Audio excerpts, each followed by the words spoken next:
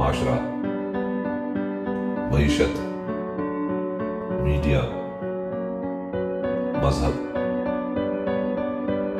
اور ماں۔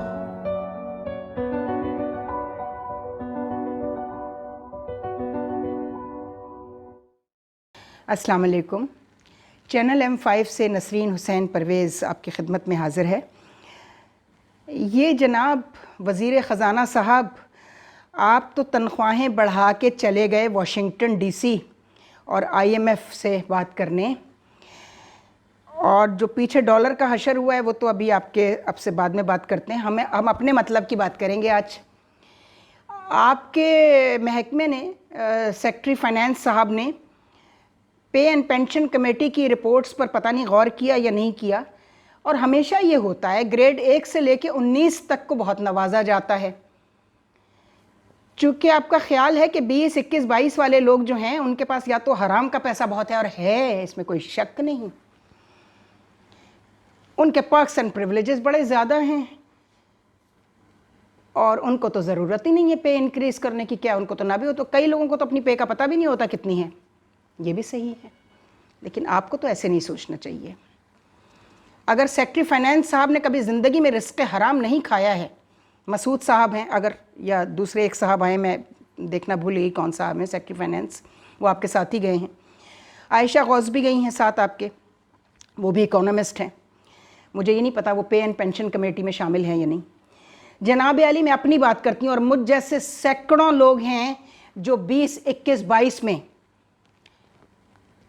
جنہوں نے ایک نوالا رزق حرام نہیں کھایا ہے کبھی، اور اس کے بعد ابو آل پینشنرز بیچارے جن کے پاس نہ پیٹرول ہوتا ہے، نہ ٹیلی فون کا بل دینے کے لیے، نہ ان کے پاس پرکس اینڈ پریولیجز اویلیبل ہوتے ہیں ایز اے سرونگ آفیسر جو ملے ہوئے ہوتے ہیں، وہ بھی نکال دیجئے۔ تو پینشنر تو سب سے زیادہ مظلوم ہوتا ہے، وہ جو میرے جیسا، میں اکیلی نہیں ہوں، مجھے پورا یقین ہے پاکستان میں ابھی بھی 40% کم از کم ایسے ہیں 20, 21, 22 میں 21 میں ہوں، مجھے معلوم ہے کہ ہماری پینشن جو ہے نا وہ 12 سے 15 تاریخ کے اندر اندر ختم ہو جاتی ہے۔ تو آپ نے کیا سمجھ کے، اب آپ آئیے اس طرف، وہ جو 1 سے 19 ہیں، آپ کا محکمہ جناب اسحاق بھائی، اسحاق ڈار صاحب، وزیر خزانہ صاحب، آپ کا محکمہ ministry of finance, F B R کے انڈر میں جتنے ڈپارٹمنٹس آتے ہیں، جس میں کسٹم ہے، جس میں انکم ٹیکس ہے، ایکسائز اینڈ ٹیکسیشن ہے، اور سینکڑوں ریونیو کلیکشن ڈپارٹمنٹس جو ہیں، آپ کو معلوم ہے انکم ٹیکس اور کسٹم کا نان گزٹڈ، میں ابھی چپڑاسیوں کی بات نہیں کر رہی، نائب قاصدوں کی، جس کے نام کے ساتھ پریونٹیو آفیسر لگتا ہے اور اپریزمنٹ، وہ 16 اور 17 کے لوگ جو ہیں اتنے کرپٹ ہیں، اتنے امیر ہیں کہ وہ گریڈ 22 کے ایماندار آدمی کو 10 دفعہ خریدیں اور 10 دفعہ بیچیں۔ تو یہ کیسے ازیوم کر لیا گیا کہ 1 سے 19 تک جو ہے پے اسکیل آپ ریوائز کریں گے، اور یہ خیال نہیں کریں گے، یا تو پھر آپ ایک ایسی کمیٹی بٹھائیں جو دیکھے کہ ہو از لیونگ بیونڈ ہز مینس۔ یہ بات میں نے جنرل امجد حسین سے کہی تھی جب وہ پہلے ڈی جی نیب بنے تھے، جب الٹپ ہو رہا تھا کہ جی وہ کرپٹ کون ہے، میں نے کہا بڑا آسان فارمولہ ہے، a person who is living beyond his means، اپنے وسائل سے زیادہ اس کے ایسٹس ہیں، اپنے وسائل سے زیادہ خرچ کر رہا ہے، اپنے وسائل اپنی تنخواہ سے زیادہ بڑے گھر میں رہ رہا ہے، بڑی گاڑیاں رکھی ہوئی ہیں، بچے امریکن اسکول میں پڑھ رہے ہیں، تو کیا وہ تو صاف اٹ از ویزیبل نظر آ رہا ہے کہ ان کے پاس سارا لوٹ مار کا پیسہ ہے، پکڑ لیں ان کو۔ بس ایک ہی سوال پوچھ لیں کہاں سے آیا ہے۔ وہاں بھی ایسے تماشے ہوئے تھے، تو میں آج آپ سے کہتی ہوں بٹھائیے فائنانس کمیٹی، نہیں، آپ اس ملک سے اچھے ایماندار افسر ریٹائرڈ چنیں، گریڈ 17 سے لے کے 22 تک کے مل جائیں گے، بہت آپ کو ضرورت ہو تو بتا دیجیے گا، نہ مل رہا ہو تو مجھے بتائیے گا، میں آپ کو دے دوں گی، ان کی کمیٹی بنائیے، وہ آپ کو پکڑ کے بتائیں گے کہ کون 11 گریڈ سے لے کے اور 19 گریڈ تک کتنا کرپٹ ہے۔ اس کو ضرورت ہی نہیں ہے پے اسکیل ریوائز ہونے کی، اس کو تو پتہ بھی نہیں ہوگا، ہو بھی گئے تو وہ تو بینک میں جا کے کبھی اپنی تنخواہ بھی چیک نہیں کرتا۔ مہربانی کیجئے، خیال کیجئے۔ آصف زرداری کے صاحب کے لیے میں ہمیشہ کہتی تھی یہ اتنا چور ڈاکو بیچارہ مشہور ہے، اس کی لوٹ مار جو ہے کسی سے ڈھکی چھپی نہیں تھی، لیکن بچتا چلا جا رہا ہے، بچتا چلا جا رہا ہے. تو اس نے کون سی ایسی نیکی کی ہے؟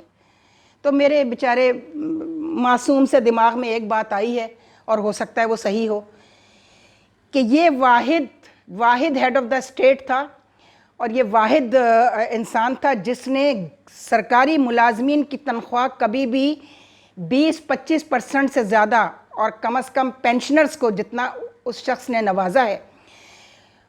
اور ان کی دعائیں جو ہیں، میں کہتی تھی یہ زرداری صاحب کو شاید ان بیچارے وائٹ کالرز کی دعائیں بچا رہی ہیں. اور آپ کے سینئر سٹیزنز کے لیے بہبود فنڈ جو ہے نیشنل سیونگ میں سب سے زیادہ منافع 17% تک گیا تھا زرداری صاحب کے دور میں، جو آتے شوکت ترین صاحب کے دور تک کہاں رہ گیا ہے؟ پہلے تو 8, 9, پھر 12, اب پھر 11, 11:30 پر. جو بیچارے کچھ نہیں کر سکتے، 70-80 سال ان کی عمر ہے ان پینشنرز کی، سینئر سٹیزنز کی، جو اپنا پیسہ وہاں رکھواتے ہیں، نہ وہ کوئی محنت کرنے کی پوزیشن میں، نہ کوئی کاروبار کرنے کی پوزیشن میں ہے. تو خدا کے لیے کوئی خیال کیجئے، اور تھوڑی سی محنت تو کرنی پڑے گی. ہم آپ کا ساتھ دینے کو تیار ہیں، آپ کے ساتھ محنت کرنے کو تیار ہیں. اگر آپ کو بندے اویلیبل نہیں ہیں FBR میں، آپ کے محکمے میں کوئی، تو ہم بتا دیتے ہیں اس کا طریقہ کار. لیکن آپ نیت تو کریں، آپ ایسا کرنے والے تو بنیں. آپ ہی سے امید ہے، آپ کر سکتے ہیں. آپ کو جتنا درد ہے، میں اس کی چونکہ ذاتی طور پر گواہ ہوں اسحاق ڈار صاحب، کہ آپ کو کتنا درد ہے ان لوگوں کا، اور آپ کتنا چیریٹی کرتے ہیں یہ بھی مجھے معلوم ہے. چھپا کے بھی کرتے ہیں، لوگوں کو پتہ بھی ہوتا ہے کہ آپ یہ کر رہے ہیں. تو پلیز مہربانی کیجئے 20, 21, 22 والوں کو اتنا لٹیرا، چور، ڈاکو نہ سمجھیں کہ انہوں نے سروس میں سب کچھ کما لیا. سب نے نہیں کمایا. ان کے پاس تو رہنے کے لیے گھر بھی نہیں ہوتا. سروس میں تو رہتے ہوئے گھر بھی مل جاتا ہے، گھر کا ہاؤس رینٹ بھی مل جاتا ہے، لیکن پینشنر کے لیے کیا ہے؟ تو آپ کو 20, 21, 22 کے لیے یہ بھی دیکھنا ہوگا کہ ان کے اسکیل ریوائز کرنے کے بعد اس سے زیادہ پینشنرز کے آپ اسکیلز جو ہے، ان کی پینشن جو ہے وہ انکریز کریں. پلیز، بڑی مہربانی ہوگی، اور آپ کو دعائیں ملیں گی. آپ کے ساتھ ویسے بھی بہت دعائیں ہیں. خدا حافظ.